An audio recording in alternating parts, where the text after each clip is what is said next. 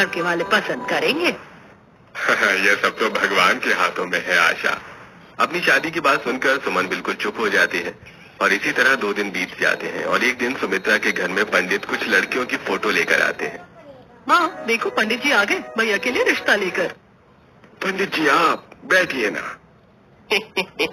ये देखिए भाई साहब, ये दोनों लड़की शहर की हैं और ये गांव की। माता पिता गरीब हैं इसलिए दहेज नहीं दे पाएंगे और शादी भी गांव से ही होगी। बाकी आप देख लीजिए आपको कौन पसंद है।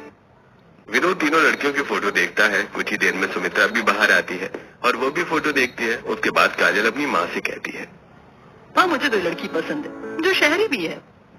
एक शहरी बहू लाकर पछता रही हूँ मैं, वही गलती दोबारा नहीं करनी मुझे।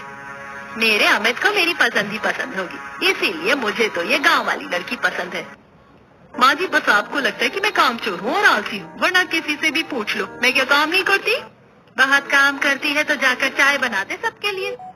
माँ जी आपको पता है चाय बनाना मेरे लिए मुश्किल काम नहीं है, पर सुबह से मेरी तबीयत ठीक नहीं है, 2 बार उल्टियाँ भी हो चुकी हैं। काजल तुम बना दो ना जाकर चाय। काजल अपनी भाभी के बहाने सुनकर मुंह बनाती हुई अंदर जाती है और चाय बनाती है। तो वहीं विनोद और सुमित्रा अमित के लिए सुमन को पसंद कर लेती हैं। इसी तरह कुछ दिन बीत जाते हैं और सुमित्रा अपने परिवार के साथ सुमन को देखने के लिए जाती है और बहुत जल्द सुमन और अमित एक पवित्र रिश्ते में बंध जाते हैं। और जब सुमन अपने ससुराल आती है तो घर के बाहर सब्जियों के पौधे देखती है। कुछ ही देर में उसका गृह प्रवेश होता है और जब वो अंदर जाती है तो उसे घर के अंदर कोने में खिड़की के पास और सीढ़ियों पर सब्जी के कुछ पौधे नजर आते हैं। मेरे ससुराल वालों को भी सब्जियों से और पेड़ पौधों से बहुत प्यार है, तभी तो उन्होंने घर के अंदर भी सब्जियों के पौधे लगा रखे। सारी सब्जियां कितनी ताजी लग रही हैं और कितनी सुंदर। इतनी सुंदर सब्जियां हमारे खेत में भी नहीं होती थी। माँ सारी रस्म खत्म हो गई है, रात भी काफी ज्यादा हो गई है। अब हम लोगों को भी आराम कर लेना चाहिए और अमित को भी आराम करने के लिए जाने देना चाहिए। हाँ तो मैं कौन सा रोक रही हूँ, जाओ बहू तुम भी अब आराम कर लो। पर हाँ कल तुम्हारी पहली रसोई है और अब तुम इस घर की बहू हो तो तुम्हें अपनी जिम्मेदारी को भी निभाना है। अब सुमन और अमित अपने कमरे में आराम करने जाते हैं और काफी सारी अच्छी बातें करते हैं।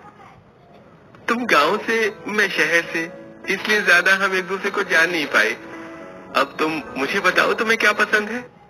मुझे पेड़ पौधे, हरियाली, सब्जियां बहुत पसंद है। गांव में मैं अपने पिता के साथ सब्जियों की खेती करती थी और ज्यादातर समय मेरा वहीं गुजरा था। इस तरह सुमन और अमित काफी देर तक बातें करते हैं और सो जाते हैं। अगली सुबह सुमन जल्दी उठती है और रसोई में जाती है और जब वो फिर से सब्जी निकालती है तो वो देखती है